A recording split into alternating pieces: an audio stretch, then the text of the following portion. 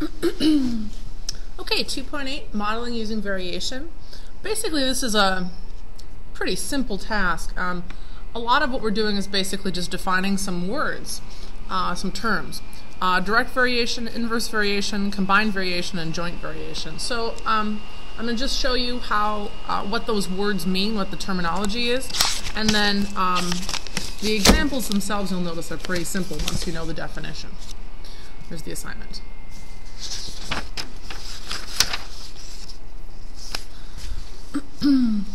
So, you'll see things like this, y varies directly as x, or the number of gallons of water varies directly as the time the shower has been turned on, something like that in the word questions.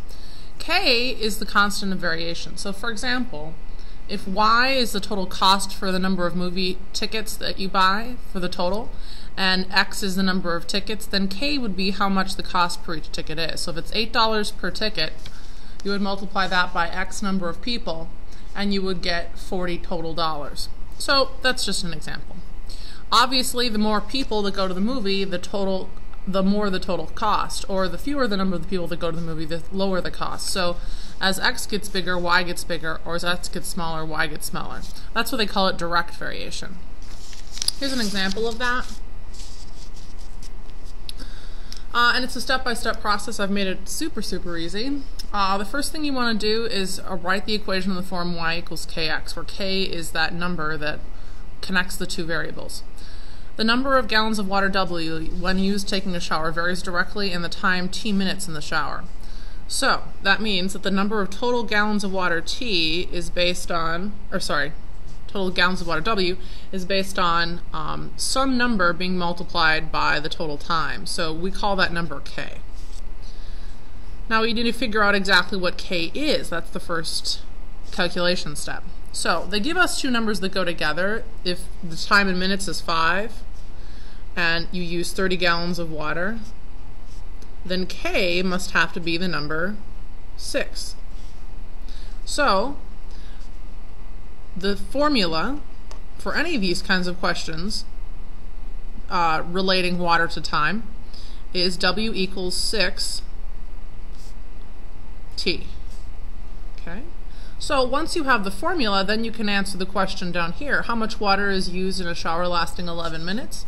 Well, if their formula is water equals 6 times the number of minutes time, T, that would be 6 times 11, or 66 gallons.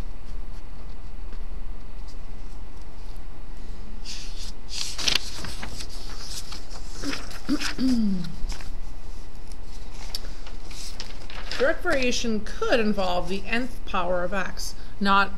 So, for example, it could be y equals kx to the second, or y equals kx to the third. This is just a regular exponent.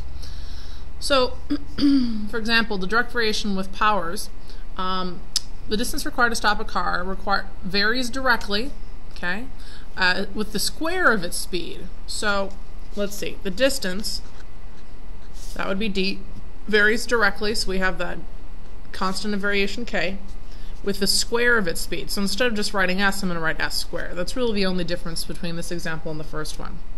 Okay, now the second step is finding k. So they're going to give us a pair of numbers that always go together. So the 200 feet distance is required to stop, that's 200, equals k times 60 miles per hour. So that's the speed, and we're going to have to square that. So we have 200 equals k times 3600. So if I divide both sides by 3600, I get k equals approximately 0.0556. So that means my formula is, now that I know what k is, d equals 0.0556 s squared. So then I can use that formula to answer any question involving this situation. They give me the question, okay, how many feet is required, d, if you're traveling at 100 miles per hour? So 0.0556 times 100 squared. So it turns out that's 556 feet.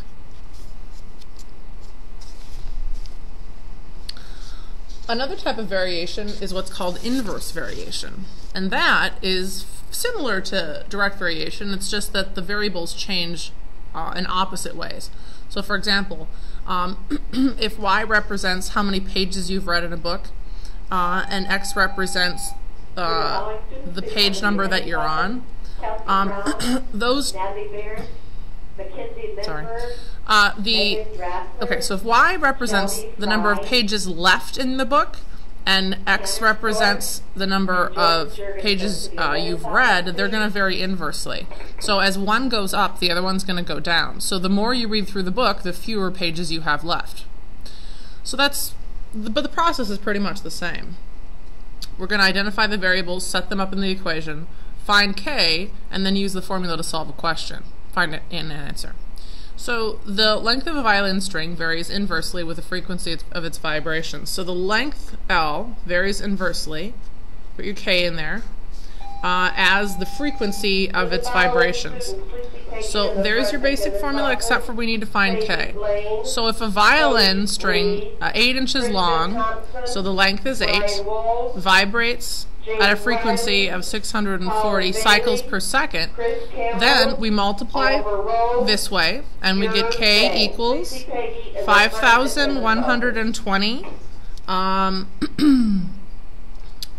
Let's see, what was that? K is just a number. So we set that up, we go back into the formula and say, okay, so the formula is the length of the string, K is 5,120, divided by the frequency. So now that I have the formula, I can change or answer any question that we have. So the question now is, what is the frequency of an 11-inch string? So, or a 10-inch string, excuse me. So if L is 10, that equals 5,120 divided by F. So I'm going to cross multiply here, and I get 10F equals 5,120, and then if I divide both sides by 10, the frequency is 512 cycles per second.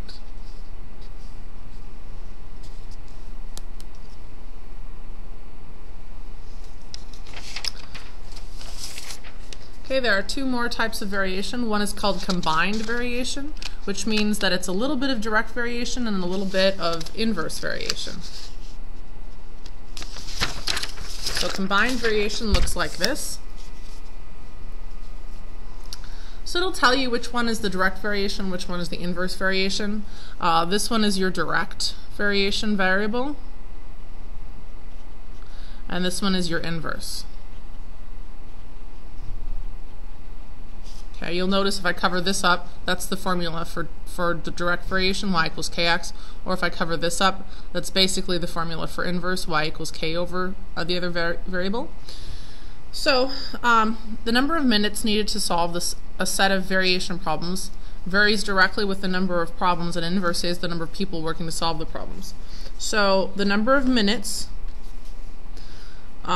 varies directly with the number of problems. So I'm going to say P is the number of problems, and inversely is the number of people working on the problem. So I'm going to say N is the number of people. So P is problems, N is people.